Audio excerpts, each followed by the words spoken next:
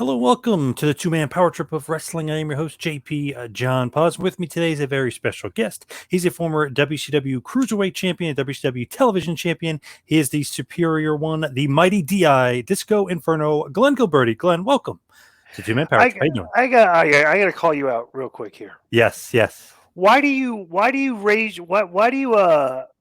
have like a higher level voice when you're doing this as opposed to like when you're talking regular? Conan said it too. You gotta do the voice. He caught it too. It's like, yeah, because you're like this. No, he said it about himself. No, he said it about himself. Yeah, that when you do the intro, like a Mad Dog Russo, you gotta. Okay, you gotta. Let me be honest with you though. Yes, your regular voice sounds a lot more masculine than your voice you're trying to put on here to to do the thing. So the fake radio intro. The fake radio intro. Yeah, it's ridiculous. So just you can talk regular. So all right. I will. That's just there. You can see how your the bass became like the bass just came back in your voice when I told you to do that. So that's funny.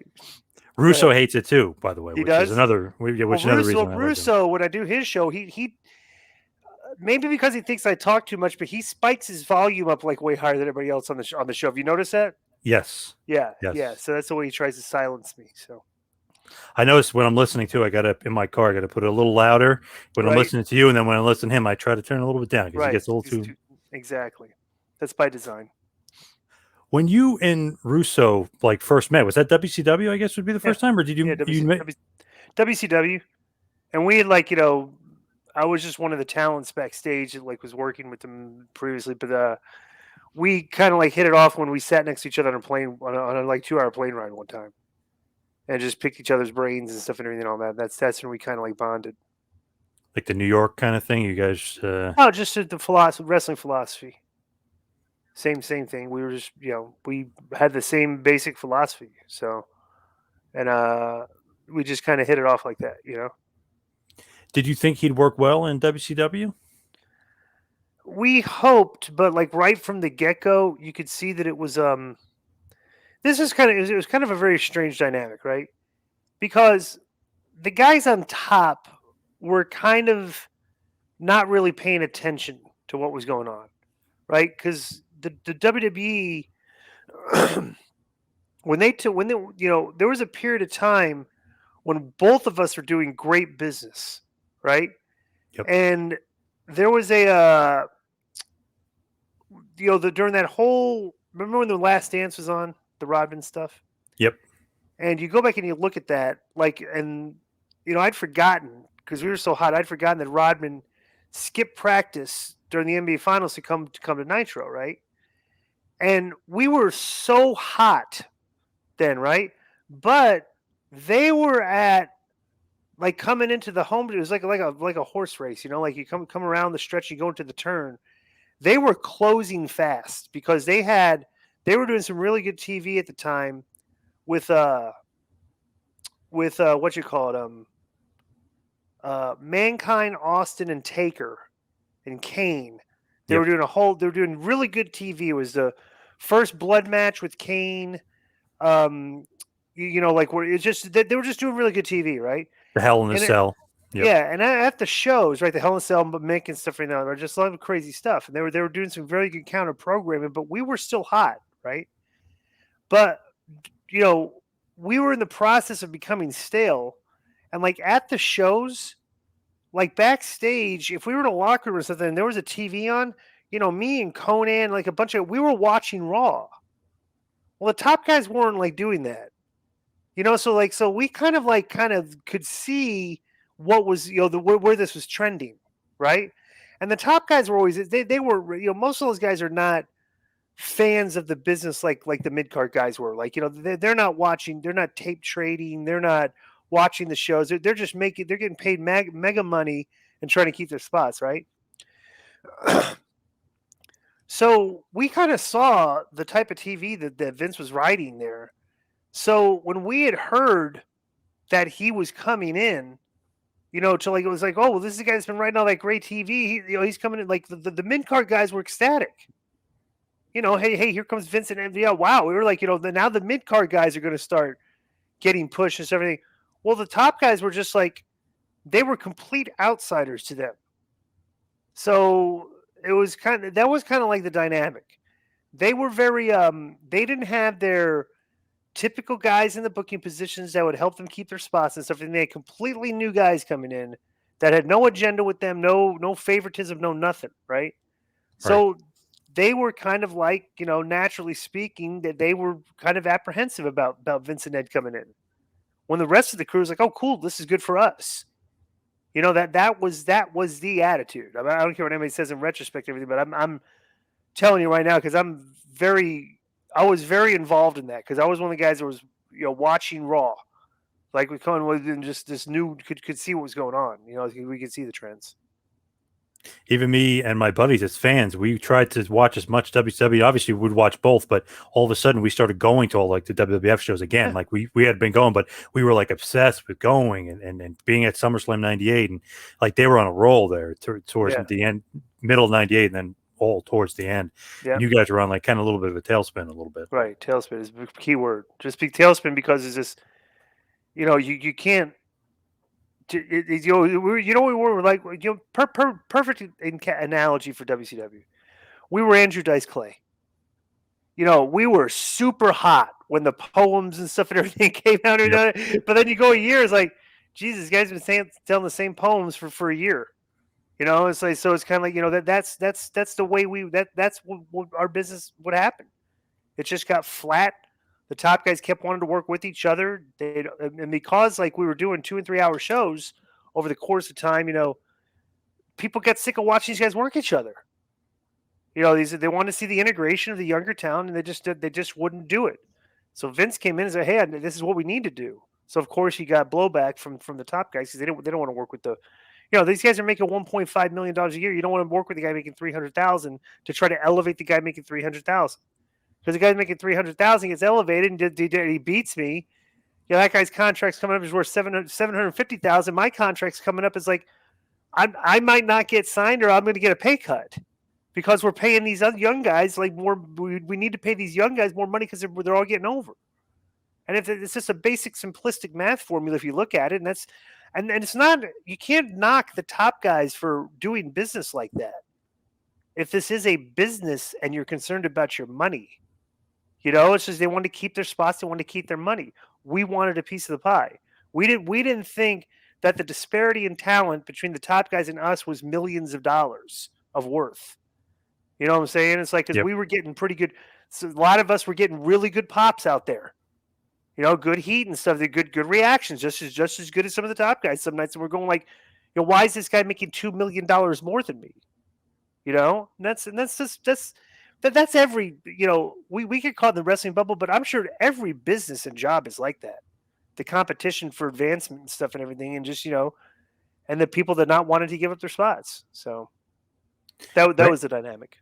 Randomly, just to throw this out there, Andrew Dice Clay was playing an ice rink down the street from me last week. I don't know. Really? Idea. I was like, "What? An ice rink?" I was like, "That's not a comedy venue." But I read the thing. I was like, "Oh my god, Andrew Dice Clay!" I was like, "That is." I don't know. The mighty have fallen there for Right. Andrew Dice Clay. Right. Sullivan he didn't really. I mean, he's just kind of. It's still funny how he's kind of hung around. Yeah. Like all these years, crazy, right? Yep. Sullivan mentioned to me that a lot of times they would get like pushback, like, okay, why is Hogan wrestling this guy? He's this $1 million wrestler. Why is he wrestling, Jarrett? Jarrett's only making 450. Like is that true? Like they'd get kind of blowback sometimes from like up top as well. People saying like, why is this guy working with this guy? No clue. I have no idea what the top guys were doing or what they were thinking or what their motivations were and stuff. We just didn't know. We didn't know like office and stuff. Everything. All we knew was Brad Siegel, and he would come and talk to us every once in a while and just lie through his teeth, to us like in meetings and stuff. Everything, and that was all we really knew of the guy. We didn't. I'm sure that's what was happening. That's why they went out of business. They were looking at the books. They were looking at the numbers. It's like, well, it's not. This isn't worth anymore. But the executives never liked wrestling anyway. Right. It's like if like there's no way if you would have known 20 years later you could be doing a 0.3 rating and still making money, like they would have never gotten rid of it. Yep. But nobody could look forward to that. Look that far ahead. Did you know that Brad Siegel's college roommate Stu Snyder was a part of WWE for like a small time period when WWE bought WCW? You ever think about like that's kind of like a odd coincidence? It wasn't an odd coincidence. We thought, bro, the fact that it got sold for pennies on the dollar just had to be somebody on the other side making the money under the table on this. It's ridiculous. It got woefully undersold. You know what it sold for two? What was the price? The final 4 million, case? I think. The Let's final was 4 million. think about that. Four Hogan said he million. could have bought it like 5 times over if he No, knew that that you was the could price. like not even that. It's like for 4 million. Like think about that kind of money these days. Like an internet poker player could buy the company. You know, for like that Yeah, kind of, I mean, like just as exposed like that's like nothing. You know, and like now, like you see these like the UFC. Perfect example. In your lifetime, and you're a wrestling fan, right? What yep. impact has the programming of WCW had on your life over a period of back then? Everything. How important was it to you? How it was massive numbers on ratings, and like how important has the UFC been to people, right? Right. UFC is huge. WCW is huge. WCW sold for 4 million. UFC sold for 4 billion. So it's just and you just look at those numbers. You go like, well, what happened here? You know. So it's just all shady shit that nobody know. That we'll never know about. We don't know about the phone calls, the private conversations, the emails, everything because there's never like there's never a trial brought up or it was investigated. It's like we don't know what happened. We don't know why it was sold so much, but obviously, I would be willing to bet money that if there's and probably text messages, emails, something, there's a history of some corrupt goings on that took place during that process, and I would bet my life savings on that. That guy Jamie Kellner, if you really analyze it, may be the worst executive of all time. He got $65 million offer from Bischoff and Fusion Media, but decided to take a $4 million offer. If that was anybody else in any sort of business, he would have been fired 10 times over. You know what I mean? It's He would never unbelievable, got right? another job. Yeah, it's unbelievable that it's crazy. I mean, there's no you could like I don't know if you can even sue or anything or whatever. But like if you just investigated that, it just wouldn't make any sense whatsoever. Yeah. And Brad Siegel won't do any on the record interviews either. I think he's afraid of getting some of those. Even 20 years later, I think he just doesn't Oh, want he's to full of answer those shit. questions. He's full of shit. You know, guy is full of shit. That's why he won't do any. I mean, obviously, he won't do any. He's either not interested or he's full of shit. And I would suggest at this day and age, if somebody asks you to interview, like there's so much history and that so much been written, so much, you'd want to go on the record and get your story straight. He don't even want to. Yep. So that tells you all you really need to know, right? Kind of strange. I mean, it's 20 years later. You would think who gives a shit or whatever, but for some reason he still doesn't want to do it. I don't know about that guy Stu Snyder. I don't think he'll talk about the controversy, but I don't know if he's hiding or Right. refusing interviews or anything like that. Hmm. With you and WCW, it's funny because Sullivan always mentions it too. One of the best guys in the card. Why do you think you kind of get the bad rap? Like, oh, disco, even from the trolls on the internet. Why do you think you get like a bad rap sometimes? Like, oh, he's just even from Cody Rhodes. Oh, he's just Disco Inferno. Why is that? When the booker and the wrestlers in the company are kind of and Jericho praises you in the back. Because they never worked with me, and they don't know me personally. I'm a very heelish personality on Twitter and very antagonistic to the fans and often some of the wrestlers in the business, right? Yep. But when I'm talking about this stuff, it's kind of like I'm kind of ribbing on the square. I know what gets attention. Like I know what to say to get attention. I'll cross the line and say some things to get attention. Sometimes I mostly believe in something, but I like to push the envelope. You know what I'm saying? But anybody that knows me personally, I'm the funny guy in the locker room, the life of the party, the jokester guy. I'm not like this guy that like thinks that like he's hating, he hates on women's rights. I'm not like that. Like if you know me personally and sees that everybody would tell me. You hear all these guys. I'm well liked. I mean, who's going to tell you? Like, how many people that know me that worked with me say, "Yeah, Disco, he was a jackass. He was like, what a tool, what a is anybody going to? Who has said that? Nobody. The only criticism I've gotten are from people that have never worked with me. Anybody that's worked with me knew that when I was in WCW and when I got put on the booking committee, okay, I went to bat for the guys that were not getting pushed. Because I said, I'm in the locker with these guys. I know this guy can do this. I know this talent. Ernest Miller, give him the mic. I know he can talk. And, I give Jericho ideas. Bro, I was constantly trying to help others to my detriment. I was never selfish about myself. I was always like trying to help other guys. And I was just the guy that would, okay, I'll do what you're told as an employee. Do what they say. Do go out there.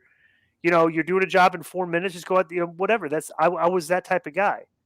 So, like, basically, the criticism of me, and that's why I have thick skin.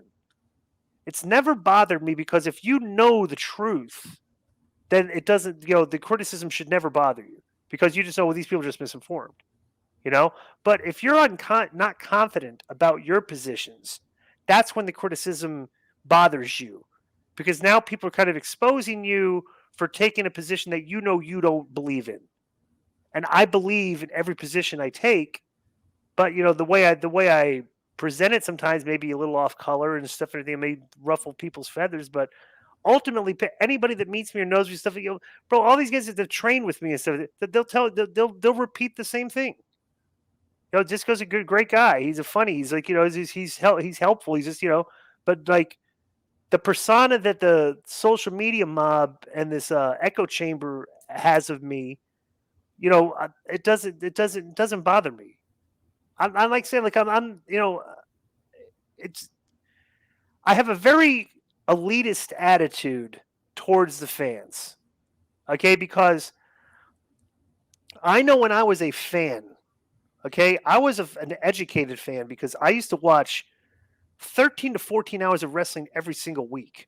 I had we had the 7-hour wrestling block on WC on it was called what the hell was it called? Joe Pedicino had the show on Channel 36 in Atlanta from 8 to 3 o'clock in the morning, wrestling from 7 different regions of the country. I'd watch all those, tape them on the DV, on the VCR. You had Tuesday Night Titans. You had the WWE show that was on WOR. Once a month, you'd have USA Network would have the show from the Garden. They would show the wrestling from the Garden every Sunday, and I had NWA Georgia Championship Wrestling at 6 o'clock on Saturday night. It's like 13 hours of wrestling. I watched that for like 6, 7, 8 years in a row religiously, and educated myself on that. Like I was a fan of wrestling, right? But I was still a fan. I had more knowledge than most people because I'd been watching more and I tried to figure out something.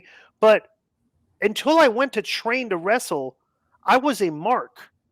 Because I had I'd see how they would talk in the ring. I didn't know how they did and everything.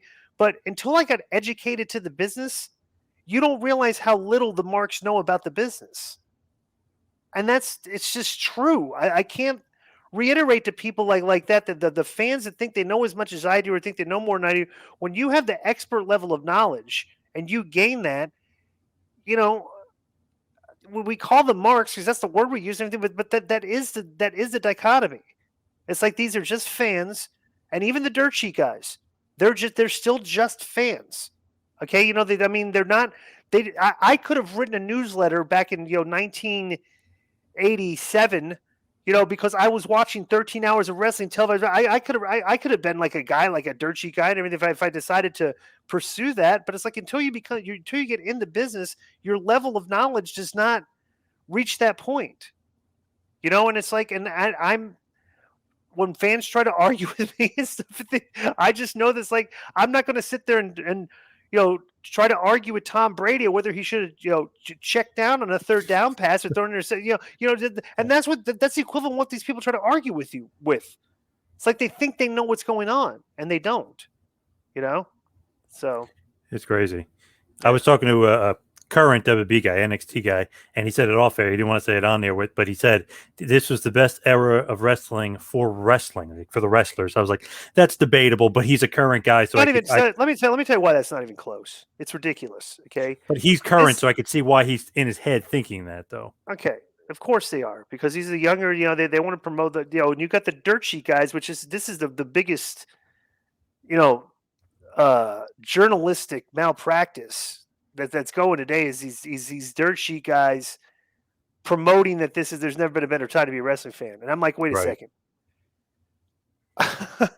As a wrestling fan today, okay, as a wrestling fan back during the best time of professional wrestling when I was in it, the mid to late 90s, if wrestling was coming to town, you could go see it and the place would be sold out and the crowd would be booing the heels and cheering the baby faces and having emotional responses to the matches, and they'd be very loud.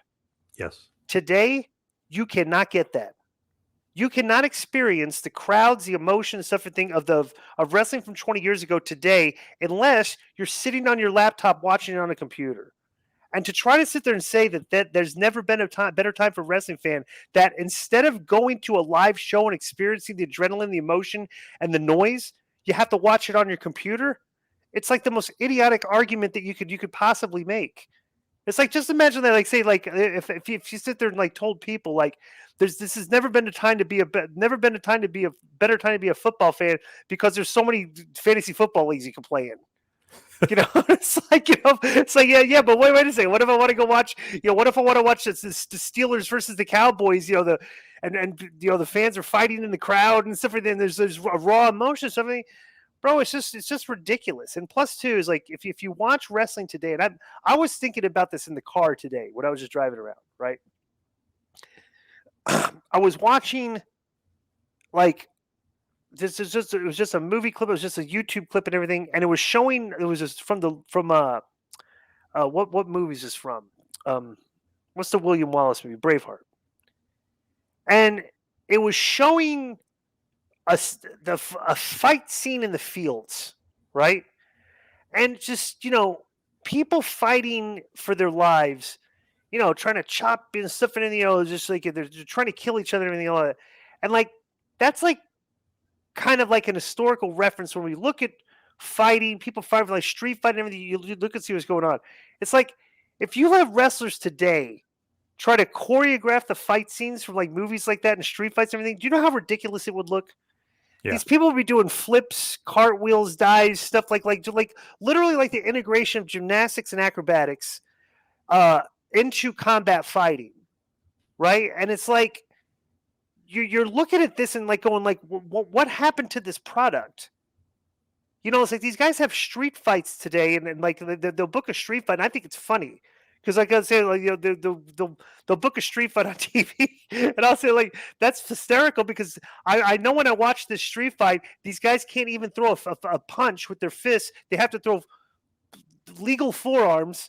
In a street fight where all rules are thrown out the window, you can just go brawl. And these guys are still like doing these forearm shots. I'm like, bro, it's like the wrestlers today don't have the basic skills or have mastered the basic skills to make it look like a fight, which is the whole premise of what wrestling and competition and making these matches are for. Two guys rising to a level to fight each other in a ring. But now it's like the thing is like like new guys are coming into an organization. You get these guys. All everybody can think about is like, oh my god, think about all these great matches, so they can rate them with the stars like critics. And I'm like, really? That's not. If this is the best time to be a wrestling fan, there's no way you're going to sell that to other people to be fans. We're going to watch two people simulate a fight, not even fight for real, and we're going to grade their performance, and that's what the process should look like to us. And I'm like, well, what so. It's like, and then you see the numbers. You can't get a lot of people engaged into watching the product based on that type of like if that's how we're going to watch it. We're going to critique the work, which is all these guys do. The dirt sheet guys do. The fans guys do. That's all they do these days. To the point that like we can't even look at like presentation of characters and stuff, everything, and like wow, this guy puts my suspension disbelief in the right place for this promos, or this guy's what a good interview, what a good backstage segment. So it's like there's the tools that wrestlers had in their box years ago to get over. It's like a lot of these guys don't even have any of the tools. And like we're talking about how talented they are and the level. I'm like, guys, if you can't throw a punch, if you can't sell, it's like you're not that talented. Because like guys that all they could do is that Jerry Lawler made an unbelievable career basically just punching and kicking. Yeah. But he did it so good and so realistically and believably. His skills were, that far above everybody else, and then he was over. So it was like, I don't know. It's just funny just watching that narrative delivered. There's never been a better time to be a wrestling fan. And you're talking about like, well, during the time that I want to compare you to, there's a million things you can't do that we could have done back then. Other than watch the product on your laptop. And I'm like, Right. really? This is a bet. Is that what you think a fan is? Sitting in his underwear on his bed with a laptop watching, Tanahashi versus Okada. Like seriously, I mean, like as opposed to like, watching The Rock and Austin in the middle of the ring, cutting promos on each other, and The Rock stuns him, and then or Austin stuns him, and then takes beer and drinks the beer. So, come on, it's like you're kidding me. The pops were way bigger back then, which is why that was the time was better to be a wrestling fan is when the pops were way bigger. Yep. He said that the current day fans are terrible. That's like the worst where it's been, which is why he didn't want to talk about it on air. Saying the fans are terrible, but yeah, you're using social media to promote your product now because it's generating all these income streams and like they're making way more money. Like the WWE smart, But when you engage in that environment, it's like perfect example, right?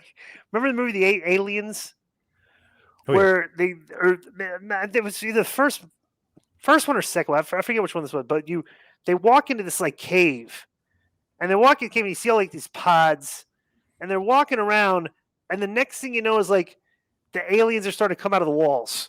And stuff, like they're coming out of the pods, and like so that's what it's like with the trolls. It's like if you venture into that, here they come. It's like they can't help it. Trolls, Twitter, social media trolls cannot help what they do. They're psychopathic. They just want to shit on things and bury things and antagonize them. That's what they do. And it's like, I don't know. It's like, and it's funny too, because you can play the role of a troll and like, just intentionally like antagonize people. And like when you're a public figure like I am, it's like, it's so simplistic. It's so easy to do because you have like the sea of people that love to do stuff like that, troll people and stuff. So it's like, it's easy to like stay relevant, Yep. in this climate. But yeah, the fans are atrocious today. They, the cheers, the clap, because they don't believe that they never believe what's going on is real. Okay, there was a percentage of people that thought it was real, and that would kind of like interject with the rest of the people that decide, okay, we're going to pretend it's real, right? They can't even pretend it's real right now. That's the problem with the suspension of disbelief. You can't pretend it's real because there's no emotional response. You're not hating one guy. You're not really liking one guy. You're just liking the performances of the performers, which is the way you're watching it. It's kind of it's just a weird way to watch for me. I just can't get into it. That this is awesome chance of fight forever and you deserve. I'm not. Those are corny things that I would have heard as a fan. But plus two, this is funny. I was thinking about this the other day. It's hysterical watching like a lot of the work on TV, and guys are like missing spots, screwing up spots, botching finishes, everything. And then like you look at the rating of the match, 3 3/4 stars, 4 1/4 stars. So, bro, if we back in the day, if you went out there and you killed it, but if you screwed up one spot in a match, you came back through the curtain and that was all you thought about. You were pissed that you screwed up a spot. And it's like you didn't care there was over. You didn't care. It's like these days, it's like an apology culture. It's like, oh, it didn't matter. We're all who cares? The crowd was over, and like you rate the matches, give them high grades, and everything. But a lot of these guys, like you watch them work, and it's like they look green. I mean, they look amateurish, and you watch a match just like they screwed this and screwed that, and then you see like Meltzer gave that 4.5 stars. It's like, how is that possible? It's like you're not subtracting stars for any transgression in the match, or you're just like saying, oh, I watched it and I like them, they're my friends, and I'm going to give them a good grade. It's like it's ridiculous. And it's always what it's done is they've overvalued the performers. They've made this thing like, okay, this is the best. There's never been a better crop of talent in wrestling today. That's like these guys can't even throw a punch. It's like these guys don't even look like they know how to fight for real, like in a fist fight. Like they look like the fans look like that. Like we could beat these guys up. It's like the aura of the professional wrestler is gone, but the aura of the performer, they found a niche audience of fans that are attracted to that stuff, So that's my philosophy on it. So yeah, a lot of those guys I can't buy into. I know Cole and Gargano may be okay or whatever in the ring. And Meltzer giving them 5 stars, but I just can't buy into them. They're too small, can't throw real punches. They're just not believable. I like Cole's work. Cole can throw punches. Gargano, but the thing is with these guys, bro, I've seen them. You haven't watched a lot. I've watched a lot of NXT. These guys can throw punches. They just don't. And I'm like, what on earth are you guys doing? This looks stupid. You're throwing these forearms and stuff in the, you're not even selling. Bro, throw punches. A good looking punch with the guy selling it good looks far more realistic than jacking a guy up on the side of the jaw and he doesn't even take a step back. You know what I'm saying? It's like if you line up like this Japanese fighting spirit spot that they do where the guys just stand there and let the other guy hit him. Bro, if you lined me up in front of a guy and gave me a free shot of the guy and I'd knock him out. But no, there's not. They're doing it. They're not selling. It's like it looks completely stupid. It's just like atrocious psychology because there's never been a fight where after 10 to 15 minutes into the fight, the guys stop and decide, hey, I'm going to let you. Let's trade blows. I'll let you hit me. You come on. It's ridiculous. It's ridiculous. Cole, though, he's got to get some muscle mass. His arms are so skinny. He's undersized. Elbow pads. His knee pads always. He's so skinny. He'd look better if this was the our era and he could do steroids. Yep. And I don't even know what their wellness policy is. The guy's probably old enough. He should be getting a growth hormone or testosterone, which is, I think some of that's legal. I don't know if they can do that. Bobby Lashley obviously is doing something, I mean, but legal, probably legal because they're testing for the illegal stuff, right? I don't even, bro, maybe because of this generation, I don't think these guys even try to do things to help enhance their physiques. I don't know if they're drinking protein shakes or taking supplements or something because a lot of them just don't. A lot of these guys just don't look like they work out. It's not that they work out; they just don't look like they work out hard. Right. That's what the typical wrestler looks like today. Very few of them look like they work out hard. They're just they're just kind of there.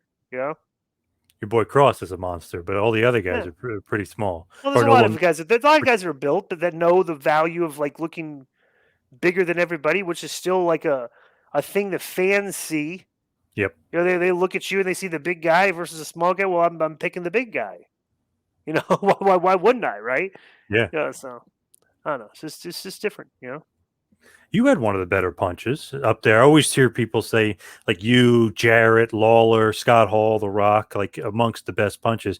Where do you learn to punch? Like, do you just teach yourself, or you watch like maybe Lawler or something? I learned how to punch before I ever got in the business, just from watching it. I just knew me and my friends would fight, and I just knew how to throw it and pull it, and I knew how to work it. It's not that hard to do. I teach classes, in Vegas when I do it. I just need you for an hour or two, and I'll teach somebody how to throw a good punch. I went one time. There was years and years and years ago. I did a seminar for like wrestling fans, and I literally had the fans come in the ring, and I taught them all how to throw a punch. And like a bunch of to this day, that class of just fans that I just brought in the ring and taught how to do punch better than half the guys in the business today. It's a great skill to have. And it's fascinating to watch these people just do not use it. Most aggravating thing to me is these guys that you're in a brawl. It isn't part of a match, and you're in the back, fighting in the back, and you're throwing forearms. It's like could you imagine if you were going to fight a guy in the streets and he's going to throw forearms, you'd kill the guy. The guy's not going to punch you. He's going to throw forearms at you. You'd beat the guy up because you would punch him. People. I don't know. It's ridiculous. So, where did that come from? Just from the Japanese that they pretty much stole it from them? Japanese fighting spirit spot, where they just stand there in front of each other and hit each other back and forth and trade. And these wrestlers today thought that would be something good to bring over here to the States, which is asinine because Japanese fighting spirit. If you're not Japanese, what is? if you're an American, why? How are you using Japanese fighting spirit if you're American? It's like a simple question to ask somebody, Influenced, I guess, from watching a lot of Japanese wrestling, I guess. Yeah, you would think, right? Yeah, definitely. So as far as like you and Russo and the creative committee, he's the one that got you on the creative team in WCW? Mm-hmm. Yep. Yeah, he asked me. With Eric's blessing. Eric was still kind of involved. I think Eric okayed it too. So just flat out, it's like this guy knows what he's talking about. He should be in the committee? I want to be in the I want to have him in the room. Yeah, yeah. Is it a bump and pay? Wasn't a bump and pay, but it was a bump. Yeah, sort of, because I got my rooms and my cars paid for. I Oh, was having okay. I was like the typical independent contract. I was getting my rooms and car. Yeah, I had to pay for your room and your car, but now I was getting. I was office now, so they're paying. They're paying for it, which is cool. Yeah. Yeah. Which is kind of a pain in the ass when you don't have to, when you actually have to pay for it, it's a pain in the ass Right. Right. Exactly. and getting stuff. So as we head for the finish, we head for the wind down here. What do you think is like going to help the business, or is it too far gone? Like, what can the business do to kind of get back to where it was? I mean, when I was going to shows talking about 80s and 90s, Hogan, the level of importance on just the show that he was on was crazy. Austin, even going to house shows, I remember like it was first of all sold out, but you just feel that in the air, something was in the air. If he was going to stun Shane McMahon or something, there was importance. There was something in the air with wrestling. You went to the show. You were excited to go to the show. What can they do to get back to that? You need more grown men, or more grown men looking characters. You're not gonna put guys like Marco Stunt and Jungle Boy and Darby Allin and stuff. You're not gonna sell those guys to the masses. I mean, bro, it's like the most fascinating thing is that I always bring up the Variety article on our show. You've probably heard me talk about it repeatedly. Yes. Yep. And the data is very clear. You look at the television ratings the way they are now. You look at the television ratings the way they were. You look at the Variety article, which basically said, like, look, well, 80% of the wrestling fans that have watched wrestling do not watch it anymore. It's 4/5 of the audience. And you add it up to the ratings, and it's like, yeah, that makes perfect sense, because that's about what the difference is. And like, so it's very clear data, And you look at the data, and it says, wrestling's too cartoonish. The matches, we don't like them. As many people, 25% of the 80%, okay, say they don't watch anymore because of they don't like the matches. So literally half the people, if you have like a subset group of 100 people, okay, and you have the people that don't 50% of them don't watch wrestling, and 50% do. The 50% don't watch wrestling, or whatever more that is. But like, basically, if you look at the percentage, the amount of people that stop watching wrestling because they don't like the work are the same amount of people that watch wrestling today. So while we're trying to promote this style of wrestling, and we're this is just basic math, because I'm a data guy, and like, it's funny because Dave Yep. Meltzer says nobody punches the numbers like him, and these are the most simplistic numbers that you could you do if you have any knowledge. And I'm good at math. I've always been good at math, and to me, this math is not difficult, but it might be to like other people. Like, literally the same amount of people that that watch wrestling today, that amount of people stop watching because they don't like the work. And it's like, dude, you're talking about the work these days. Literally, it's turning off half the people. Like, half the people do not like this style, do not like this work. And it's like, so you would think, like, okay, what are we going to, well, let's try to maybe integrate some of the things that these people liked, and they just don't do it. They just stick with it. They go even farther away from the stuff that people don't like, instead of maybe going back into some of that's what I've always said. Like, if 80% of the people used to watch wrestling don't, you kind of would, a logical person would think that, like, well, maybe you guys quit doing a lot of the stuff like over the years that we used to do that you guys don't do anymore. And it's like, these to me, these are common sense calculations that you make. But the wrestling business, these, Meltzer, every time these guys screw up or something, he makes excuses. Every time they have a match, it's the greatest thing ever, regardless of how many mistakes they make or anything. And it's just like, and all these dirt sheet guys go fawning over this. It's just pathetic watching the dirt sheet guys tweet during these shows like the worst of the marks, like the cultist type fans. Like, I was watching, like oh, bro, go on Sean Ross Sapp's Twitter when AEW's on. It's funny to watch. You're like, oh my god, this guy's like, bro, are you a journalist, or are you just like a 5-year, like a 9-year-old fan? Because that's what you sound like, when you're tweeting about this stuff. So I don't know. It's just I don't know. I think wrestling's just changed. I don't. As long as everybody thinks it's great, it's never going to go back, and we're going to continue every single year to bleed fans which is what happens from the year before. There's always less fans watching from the year before that.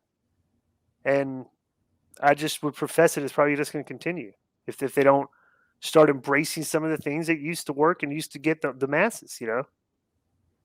It's funny, these fans today are like anti-Hogan or for whatever reason don't like Hogan. The guy's responsible for the two biggest booms ever in wrestling. So, yeah, No, where's these the fans next don't Hogan care. guy? No, it's like being a social justice warrior is almost more important to them than wrestling. It's like he's a racist. He's he's this. We're gonna every transgression any wrestler in my generation had. This generation is going to amplify it and try to make it sound like that we sucked. We never made any mistake we made is canceling is I'm irrelevant if you did that. It's just absurd. And you're right. That's the fans. The fans are terrible. Like that.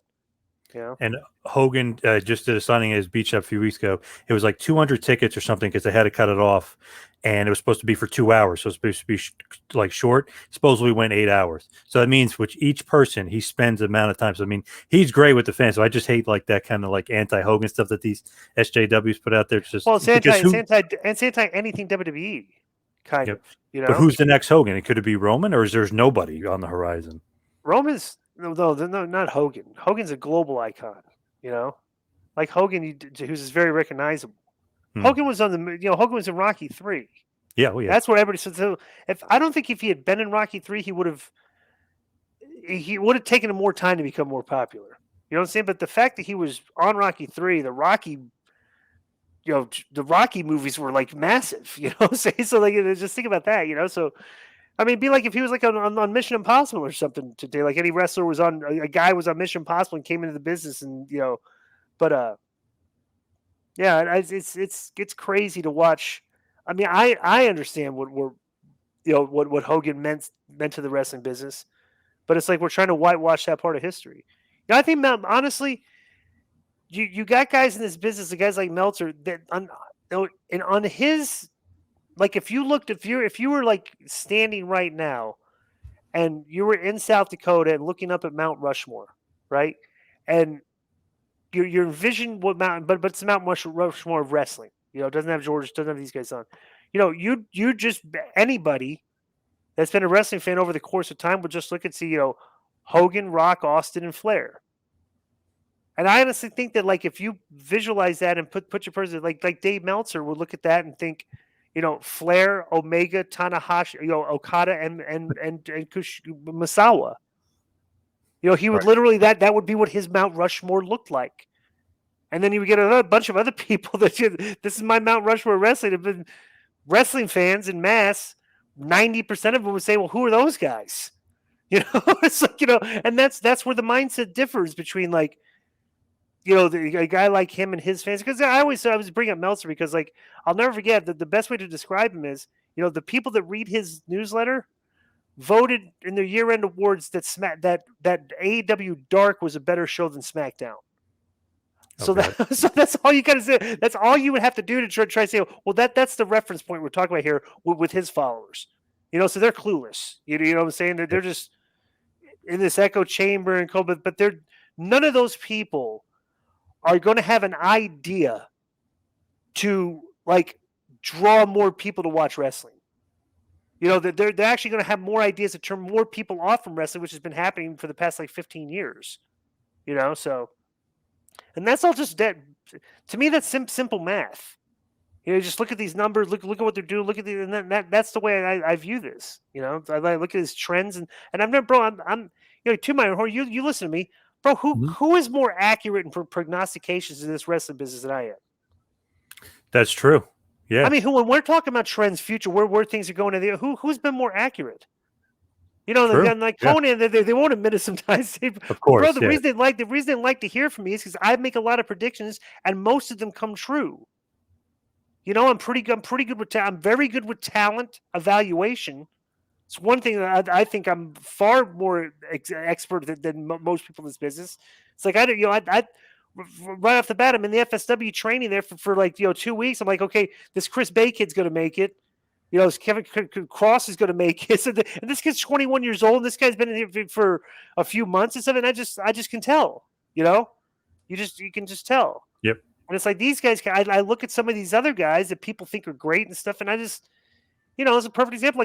Like everybody's fawning. Like I call like I see it. Everybody's fawning over Jungle Boy. And like, oh, my Jungle Boy, he's starting. I'm like, look at him, this guy, bro. This guy's boring. Every backstage promo he's ever done has been boring. He has no personality. He has very few facial expressions. I'm watching this like I train wrestlers.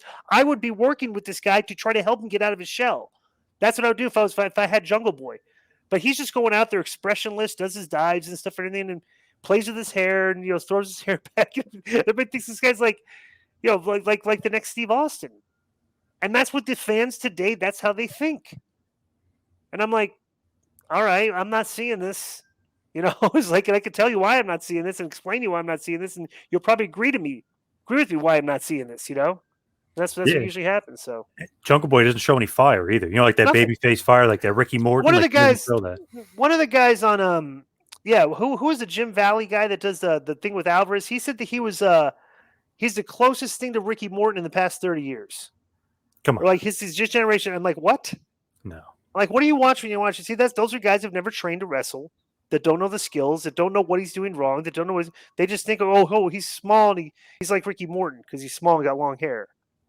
And I'm like, okay, it's like, it's a million indie guys like this. There's a million skinny indie guys with long hair. That's like the thing these days. A skinny but he doesn't indie guy do with long hair. The level thing where you're working from the bottom to get up. He didn't do any of that. These guys don't even do comebacks anymore. Yeah. Like a wrestling match doesn't even have heat and comebacks. It's just a collection of spots done like a mathematical equation, then it's over. Mathematical kick out, 1, 2, kick out, kick. There's no like emotional like if their matches today look like they're written out on a piece of paper, and it's a very long piece of paper, with no interjections for like emotion or selling or like we didn't even figure that in. It's like, okay, we got this move, this move, this move. It's like, well, should we be selling this move like way longer than this move? And it's like, no, we're just doing. We got to get all these moves in before the match, before our time is up, and that's what the matches look like. Because nothing means anything, nothing hurt. Everybody talks about the psychology of wrestling. Here's the psychology of wrestling today: nothing hurts. That's the psychology. Because every match ends with that guy's taking 7 or 8 devastating moves that can beat him, and then all of a sudden you got to get beat by the guy's finish, which looks weaker than the 7 to 8 moves that he kicked out of before. Yep. And if you watch wrestling, that's what I see. From a guy that's trained people to wrestle, that's been an agent that's laid out match everything. When I look at the matches, that's what they look like. Just a big giant math equation. 1, 2, kick out, 1, 2, kick. Just do this, but no emotion, no selling, no context. We're doing a power bomb on the apron in the middle of the match, which should maybe like, okay, if the apron hurts as much as it does, it's supposed to, which it does. That's the funniest thing. Is the wrestlers know how much the apron hurts. The fans don't. The announcers have to tell you, hey, that's a hard part of the ring. But right. It's like if you're watching this as a fan, it's not that devastating because you've never really felt that part of the ring before. You're just watching like stuff, but the wrestlers can feel it. I'm like, why? When I see them doing these spots in the apron, I'm like, why? Who trained you guys? We're trained not to do the stuff on the apron because that's where the stuff hurts the most. So why are you doing the stuff on the apron where it hurts the most? That's idiotic. It is idiotic. Because when you're trained to wrestle, the whole concept is you want to keep your opponent safe and you safe and not hurt each other. And you're literally mapping out moves that are supposed to hurt you. And I'm like, it's like, think about that. It's like I would never train anybody to do that. It's like I'd be a failure as a trainer if I was training people to do stuff on the apron. I'd be an idiot. And these guys just do it all the time like it's nothing. And even some of the veteran guys do it too. Jericho did it one time. I was saying, why did you do that? He's like, he's playing it down, doesn't hurt. But then, like, it was funny too. He was playing it down because I think he knew that it was dumb of him to do that. Right. Then a few months later, he was like, I'm never doing that again. It's like, so you were lying when you talked about it. It did hurt like shit. Of course it did because, like, because it's like it's a piece of wood there. It's like, what are you doing? It's like, come on. It is funny, the opposite. Like back in the good days, the golden days, you do stuff and you think it's getting the guy hurt, but it's really not. Now they're really getting the guy hurt, and you get no reaction from it. It's kind of a weird place to be in. Oh, the Dusty Rhodes would have never. If there was somebody that worked like Dusty Rhodes in the Indies, he'd never be on TV. Never be on TV because his work isn't good. He's not doing the moves, the dives, the acrobat. Come on. What would Abdul the Butcher's role be in professional wrestling today? Right, no bumps, just be scary. Yeah. No, but you're not scared. They laugh, and like it's funny too, because like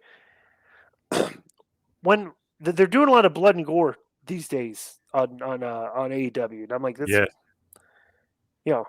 it's like let's not forget like the past 2 weeks of TV. 2 weeks ago you had a guy jabbing a fork in a guy's forehead, and last week you had shattering glass and it's flying into the crowd onto the fans and stuff. And you just watch this, but like when I watch them, they've done like bunkhouse matches, all bloody, and these guys are cutting themselves, and the camera's not even trying to hide it. You can see the guys cutting them, like it's so ridiculous, horrible. right? Yeah. Yep. And you're watching this, and I'm watching it, and bro, it just reminds me of South Park style humor, where it's gory, but it's funny gory. Like when I'm watching these guys bleed all over, like I'm watching Chris and this guy do it, I'm laughing. I'm not like emotionally invested. Like, oh my god! It's like I've watched the spots and I'm laughing out loud to myself. Watch these guys bleed and do this stuff. I go, what on earth are they doing? Why are they doing this? And it's just funny to me. It's like South Park. The Jim and Tony Khan's a South Park fan. He's said it before. It's like the violence is like South Park level violence. It's comedic violence, is what it is. It's not to be taken seriously. There's no emotion. It's not real. It's South Park. There's a great WWE episode of South Park. Yeah. I don't know if you've ever seen that one. That one's so funny, where they have like a fake John Cena and a fake Edge. Yeah. And there's like, he took our job. And they're like, oh my God, he took his job. Like, oh, just so funny. But that's probably Khan probably watched. I was like, this is awesome. Yeah. Right. So as far as you, what's next? What do you got on the plate? I know you got a lot of stuff going on with Russo. You've got Timeout. You've got Lions, Tigers, Bears, and Disco. At The Real Disco on Twitter, and at Disco Master GG on Snapchat and Instagram. I'm working SummerSlam weekend. There's a show, a vintage wrestling clothing swap, like vintage wrestling clothes. I'm doing that. It's at Space LV. You can look it up. That's Friday from 12 to 5. Okay, I'm gonna be there on August 20th. I'm gonna be there from 12 to 1. At 1 o'clock, I'm heading over to the FSW Arena. There's a show that they're doing at FSW Arena. I think I'm doing commentary on it and everything. And the next day, I'm doing the FSW versus GCW show at noon at the FSW Arena in Vegas and everything. So I got three shows that week, and all in the afternoon. I can go to work that night, so I'm not even missing work. It was great. Nice. You can also catch me at Keep It 100 with Conan. Drops Thursdays on Spreaker and what do you call it? MLW Radio. Also, I do Vince's show, Lions, Tigers, Bears, and Disco. It drops Friday on the Russo brand on the Realm Network, and I do Timeout. What's the Russo brand? TWC. Patreon.com. Patreon.com. Yeah. Russo TWC. Yep. Yeah. Timeout. We usually talk politics, culture, sports, other things, but non-wrestling related. But sometimes we'll do a deep dive into like a wrestling topic that's not really wrestling related. And also the Patreon for Conan, the show I do with Conan, Keep 100 is Conan.me, KONNAN.me. Tons of extra content, tons of fan interaction. We do roundtable reviews of AEW and stuff with fans on the show, and that drops on the podcast too. So check it out.